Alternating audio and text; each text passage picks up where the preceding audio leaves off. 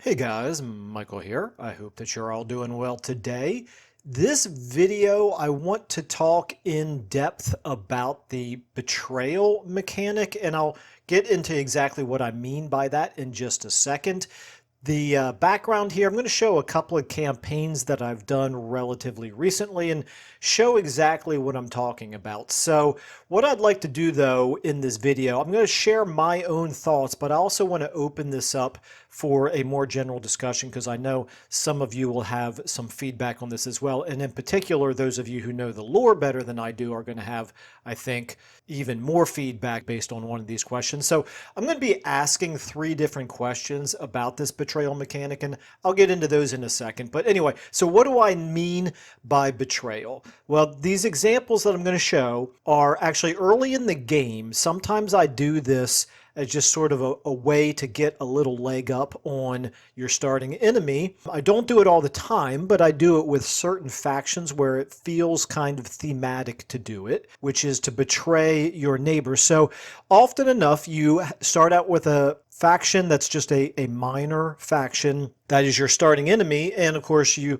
generally have a starting army that you go up against, and quite often after you defeat that first army, the rest of their territory is basically yours for the taking. Sometimes, however, they have multiple regions, and because on the higher difficulty settings the AI gets a chance to replenish their armies faster than you can do as a player. Quite often by the time you take that first settlement or get to the second settlement maybe, then they have a chance to completely rebuild their armies, and it gets a little bit tougher to take over the starting province that you're in, or to wipe out your starting enemy or whatever. Again, not always, but in many cases, this happens where by the time you take a settlement or two, they've had a chance to rebuild their armies basically. And at that point, I don't want to say you're in a stalemate exactly, but you're kind of now in a more difficult position vis-a-vis your starting enemy. This is exacerbated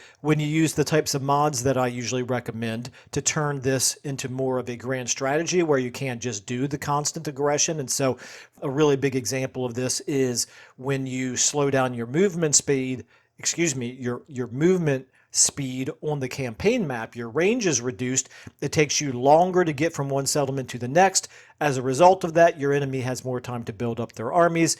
And so, yeah, quite often you can't wipe out your starting enemy nearly as quickly as you can do in vanilla. However, like I said, sometimes what I end up doing is I'll knock out the starting army, I'll take a settlement, I'll maybe take 2 settlements, and then I'll make peace. I'll peace out with them. They'll pay me money because I've wiped out their army or armies. So I have the upper hand for the moment. But for whatever reason, I feel like it might take me a while to build my armies up. Maybe, depending on the mods that we're using, I have to kind of sit in place for a few turns for the replenishment or for keeping public order in check, or for whatever reason, it's not immediately advantageous to continue the attack right away. So instead what I'll do is I'll sue for peace, they'll pay me money to peace out, and then kind of at my own leisure a couple of turns later, I can wander a now stronger army over right up to their border, even go into their territory and start raiding them. And basically the way the AI functions is if you're still within that 10 turns since you've made a ceasefire agreement, they're not expecting you to turn around and attack them. And then you do. So basically, the examples that I'm using here, the enemy is basically just not expecting me to declare war on them yet, so they don't have an army defending their capital city. So it's a really great way to attack and take a walled city, which is the capital of a province, when they're not expecting it, when you don't have to fight an army in addition to the garrison. So it can be extremely useful in those circumstances where it's useful, basically. So, again, it's not universal, but in many cases, it is quite good. So, now that you have an understanding of what I mean by the betrayal mechanic, it's more or less piecing out with somebody and then just waiting until you have an opportune time within that turn counter where, within the 10 turns, where you're going to suffer a reputation hit by breaking the ceasefire and attacking them again, but you're betraying them and catching them in a very disadvantageous position. So the three questions that I want to ask here now. The first question is this cheese? Because I can see it going either way. In many cases, it's good, sound realpolitik, if you're familiar with that. There certainly are many historical cases where empires or generals or, commanders and chiefs or whatever, where people, policymakers, where they did do this, where they did lead their enemy to believe one thing, or a would-be enemy to believe one thing, and then they betray them and do something else entirely. And so that mechanic needs to be in the game. In and of itself, it makes sense. But in a game like this, where we know exactly how the AI is going to react to what they're doing, does that make it cheese? Does that make it an exploit? It's certainly exploitable, but being exploitable, sometimes there's a fine line between just good sound strategy and cheese. So I'm curious what people think in that respect. Is this an abuse of the game where the AI is going to behave in a way that's not realistic, that really makes things too easy for the player? So would you guys consider this to be cheese? The second question I want to ask is this lore appropriate? Is it thematic, or are we breaking our theme? Now, the examples that I'm using here, like I said, I don't do this with every lord. I only do it with ones where it kind of feels like it makes sense. So you're talking about your more chaotic lords, ones that kind of go against the idea of always doing what you say you're going to do anyway. So obviously on one end of the spectrum, you've got your Kairos Fateweaver, like I'm doing here. Tretch, Craven Tail's obviously a great example of that. And of course, I'm also doing it with Khalid. So these are all examples of basically factions that it felt kind of thematically appropriate as far as I'm concerned.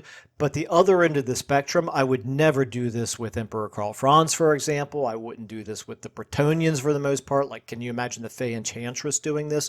I could maybe see some of the dwarfs doing it with non-dwarven factions, but they probably wouldn't do it to each other, for example. I don't know exactly. Again, many of you are more steeped in the lore than I am, but I definitely feel like there is a spectrum here where some legendary lords would be more likely to do something like this, whereas others would not. When I play, I try to keep it within the theme, but again, I'm wondering what other people do, and maybe there might be some surprises out there. Maybe there are some legendary lords that I feel like, oh no, they would always be honorable. They would never like break a ceasefire agreement or something like that. And I might be wrong. Maybe the other way around could be possible as well. Just because you're chaotic doesn't necessarily mean that you would be willing, to break treaties.